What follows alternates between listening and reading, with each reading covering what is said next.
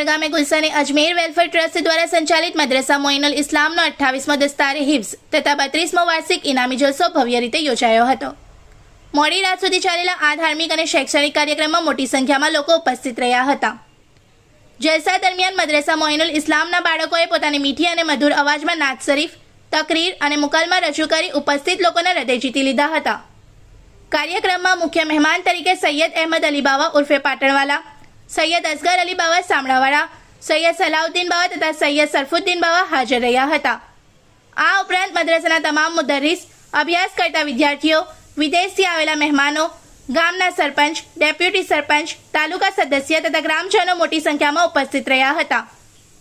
મુખ્ય મહેમાનોના વરદ હસ્તે હાફિઝે કુરાન બનેલી 5 દીકરીઓને સાલ ઓડાડી અને 2 દીકરાઓને તાજ પહેરાવી કુલ 7 બાળકોને સનદ અર્પણ કરવામાં આવી હતી।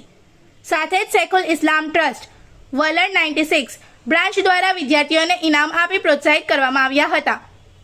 કાર્યક્રમના અંતે વાર્ષિક પરીક્ષામાં પ્રથમ, દ્વિતીય અને તૃતીય ક્રમે ઉત્તીર્ણ થયેલા તેમજ સમગ્ર વર્ષ દરમિયાન સંપૂર્ણ હાજરી, 1 ગેરહાજરી અને 2 ગેરહાજરી ધરાવનાર વિદ્યાર્થીઓને પણ ઇનામો આપી સન્માનિત કરવામાં આવ્યા હતા। કાર્યક્રમની શરૂઆતથી અંત સુધીનું સુંદર સંચાલન મૌલાના હાજી હસન અશરફી સાહેબ દ્વારા કરવામાં આવ્યું હતું।